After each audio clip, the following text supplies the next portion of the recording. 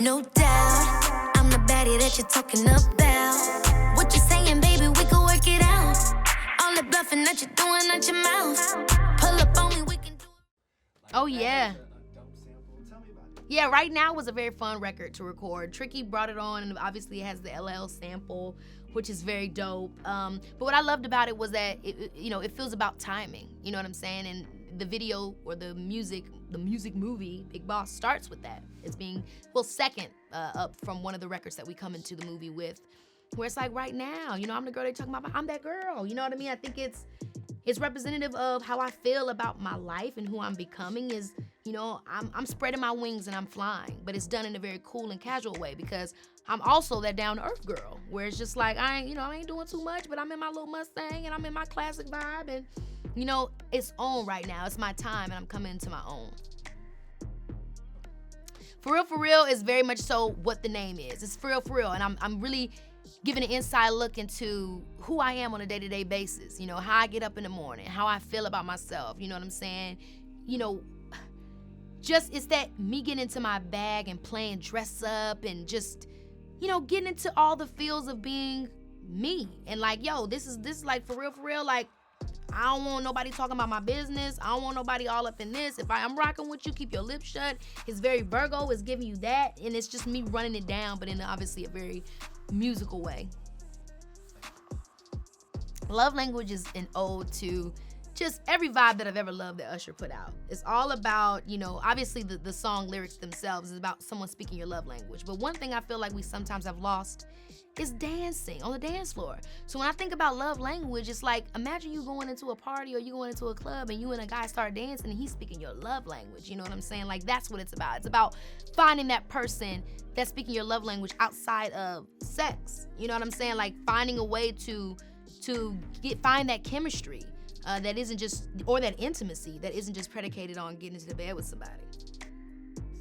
Oh, Cakes. Cakes is just like that fun little record. You in the car, maybe you getting a little smoke, you riding down up on your boo.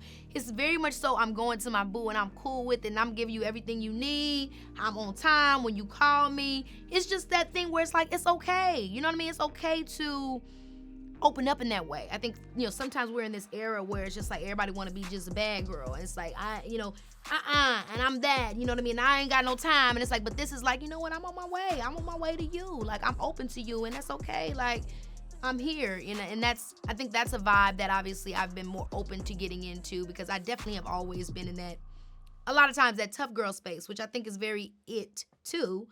But I think it's also nice when you feel like you can let your walls down. And so that song is like a very fun, upbeat way of saying that. Oh, I care. I care how it is displayed in the film. I love so much, right? Because when you hear the song, I care, you immediately just think it's just about, a lover. I care about you. You know what I mean? The song is just about, that person in your life that you want to know that means so much to you.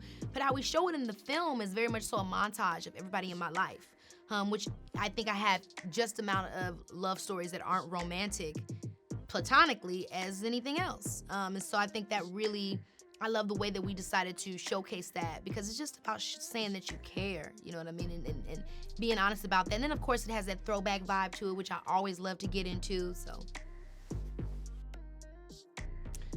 Waiting I love, right? Because I think so many of us girls are now really, especially with TikTok and social media, we're definitely saying like, I'm waiting on love and I'm willing to do everything for love, but where you guys at? Y'all can tell me everything other than what love means to you and what loving me could mean for us. Like, why is it that you want to buy me this, you want to buy me that, you want to do me this, you want to do this, but you can't tell me anything real about who you are? You can tell me everything, but anything real and anything that's truly intimate and a part of yourself. You can't let me access that, but you give me access to everything else that's really not as meaningful. And that song, that's what that song is about. And I think that song, obviously all the songs on the album speak to me, but that song might speak to me, just, it always has spoken to me the most because, I'm not looking for nobody's money. I'm not looking for nobody to take care of me. I'm looking for somebody to give me something real. And so I love that song so much because it doesn't matter if you can pay your own bills or not. I think every girl really just wants somebody that cares about them, wants somebody that really is going to reach them on a real level. And I love how the record is so kicked in a very like hip hop way, kind of like in a very like, it's like singing in the verses a little bit, but ultimately it's like I'm almost kind of like rapping, whispering, and I really love to play in that space with my voice. So yeah, that's probably, if not, that's probably like my favorite on the track. I love Views because it's not a naturally composed song. The guy that wrote it, Saucedo, he is so incredible and talented, and I just love Views because it's about not getting about wanting someone, about someone not really seeing you in the way that you want to be seen. And obviously that's why it's the song that we start out in the movie with, where I'm at this big party and it's like that guy is there and I want to be seen. I want to be seen in the way that I know somebody really gets me.